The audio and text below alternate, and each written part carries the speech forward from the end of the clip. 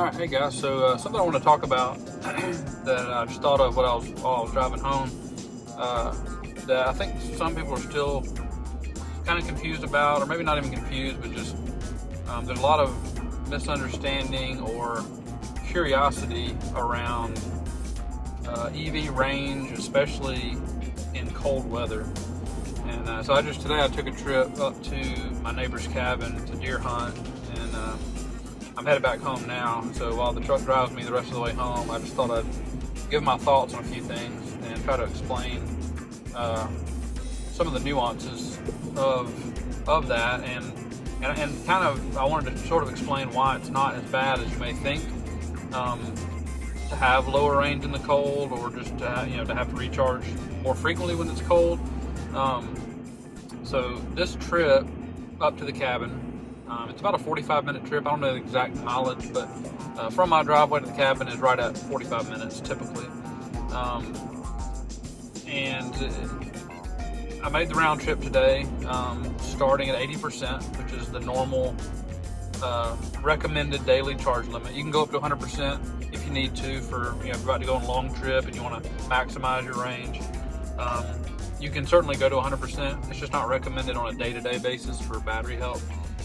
Anyway, side note. So I started out at 80% this morning. I charged up to that threshold last night at the house. It was well below freezing this morning. It was about 20 degrees when I left my house before 4 o'clock this morning. And so, as you would expect, being an EV, they do take a range hit when it is cold. And so what I found, the last time I made this trip, it used about 20% one way, roughly maybe 18 to 20% one way. Today it used more like 25% on the way up because it was 20 degrees, and it was more like 15% on the way back. It's warmer now. It's still not that warm. It's 37 right now, but didn't use as much on the way back. But anyway, round trip took about 40% of my battery, and when you hear that, you think, wow, it's like an hour and a half round trip, 40%. That's a lot, and that is somewhat significant. What I found, looking at the actual numbers, because I've got on my little odometer readout here, it tells me what my average energy usage is for all time, and then also the current drive and since I last charged. And the difference in my watt hours per mile, which I know that's kind of a foreign term for most people, especially if they drive gas cars, that's just the amount of energy it takes for your vehicle to go a mile. It's a measure of efficiency. So my all-time watt hours per mile is right at about 425 watt hours per mile. Since I last charged, it's 479 watt hours per mile. So that difference is not quite 20%, maybe 18% range hit from it being extremely cold this morning. So that's significant. 20% less efficient is not a small thing. But the reason that I wanted to talk about it is because when somebody that's used to driving a gas car, used to having to fill up with gas, and knows those values and those numbers, has to see dollar signs with that, right? I mean, if you're thinking 40% of your tank, I know from my previous vehicles, I drove Toyotas up until now, Tundras, Tacomas, 4Runners, and they were, low 20s, upper teens mileage. And I'm thinking, to fill up that whole tank would be $60 to $80, depending on what gas is. So 40% for an hour and a half round trip is, it's pretty significant. That'd be $30 to $35 for that trip, which is kind of a lot. So that's kind of where I think people's minds go when they think, wow, 40% for an hour and a half round trip. But here's how you have to think about it. So I don't have to stop and get gas. I don't have to stop and fill up. I'll charge at the house again tonight.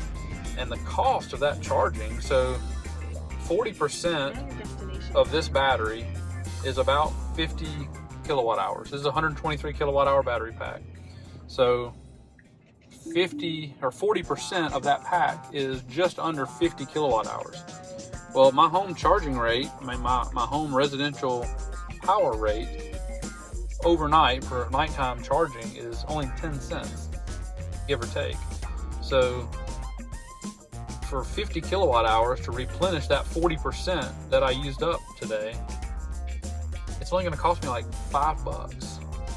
So, I mean, that's nothing. If you think, if a gallon of gas, even on a good day, costs $2.50, you're looking at the cost of basically 2 gallons of gas to drive an hour and a half.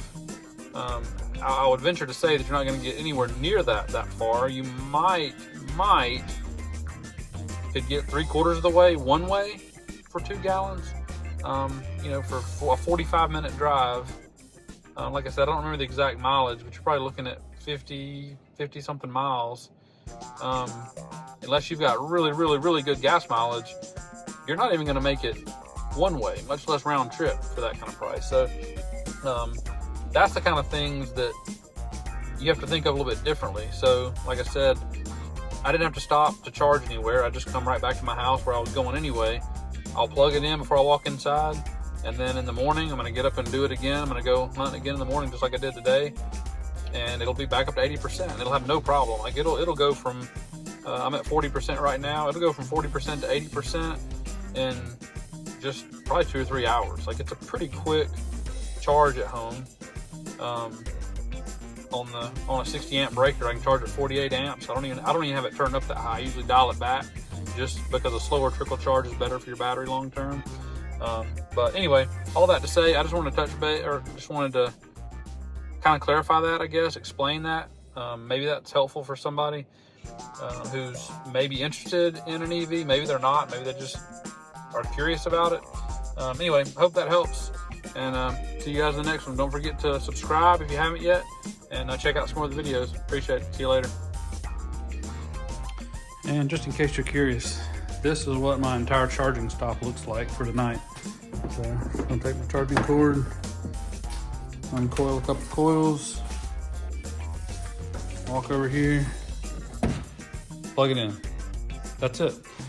So now I'll go back inside, do what I was gonna do. Wake up tomorrow morning, I'll be at 80%.